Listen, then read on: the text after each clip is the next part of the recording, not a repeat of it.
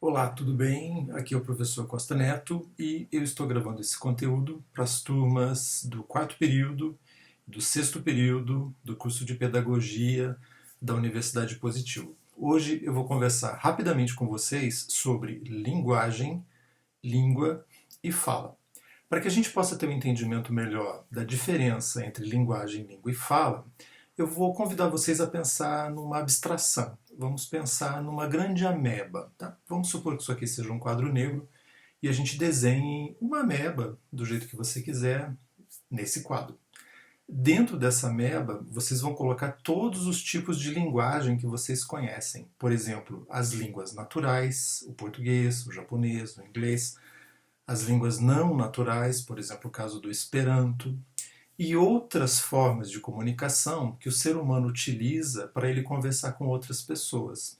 Geralmente a gente pensa em língua, né? Mas não é só isso.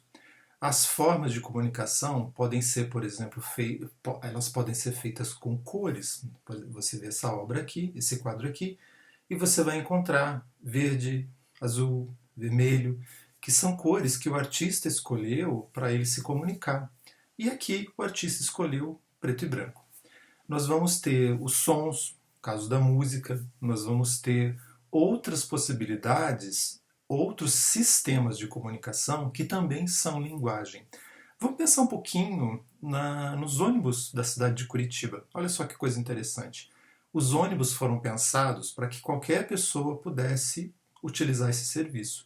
Então, os ônibus têm cores. Você já deve ter percebido que nós temos ônibus azuis, nós temos ônibus laranja, amarelos, nós temos ônibus vermelhos e temos ônibus também cinza. Cada cor funciona para um determinado uso.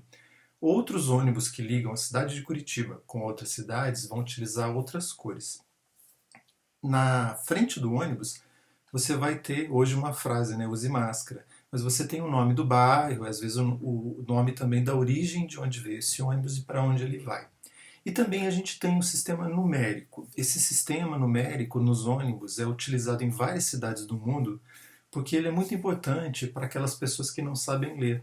Então, já foi provado que algumas pessoas conseguem guardar melhor o número, como uma imagem, mesmo que ela não consiga ler esse número, do que exatamente ler um texto, ler o que está escrito no ônibus, ou saber que ali é o número 472, mas ela sabe que aquela é a linha que ela deve pegar.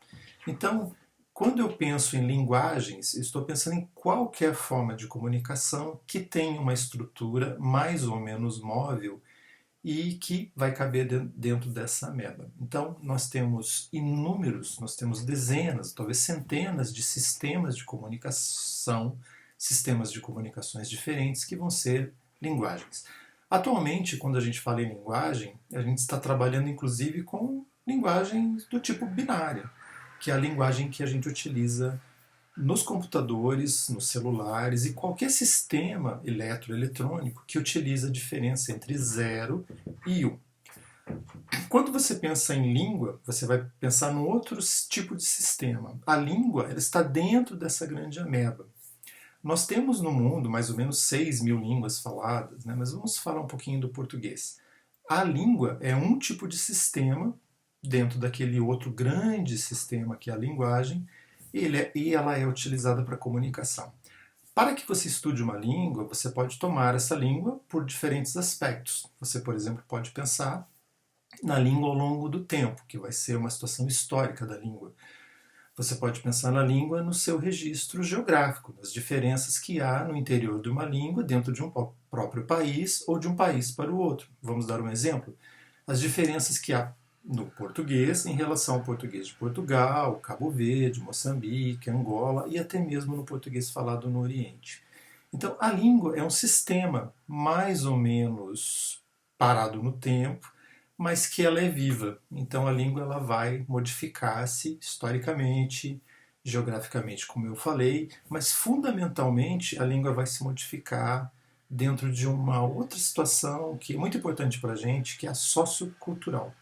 Então a língua é uma estrutura móvel, viva, que ao olhar para ela a gente tem a sensação de que ela é congelada no tempo, mas ela não é. Mas algumas estruturas da língua demoram realmente bastante tempo para que sejam alteradas, por exemplo, a sintaxe.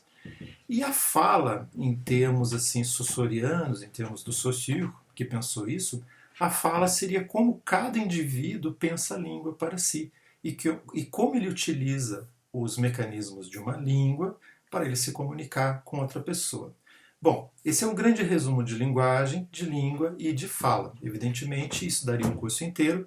A gente poderia falar meses aqui sobre linguagem, língua e fala, porque a discussão é longa e ela tem centenas de anos de pesquisa e de referências para a gente pensar. Mas espero que isso tenha ajudado um pouquinho para você diferenciar linguagem, sistemas diversos, língua, um sistema dentro daquele, e a fala, que seria mais ou menos como cada indivíduo pensa a língua que ele utiliza, ou as línguas que ele utiliza, para se comunicar no seu dia a dia. Tá bem?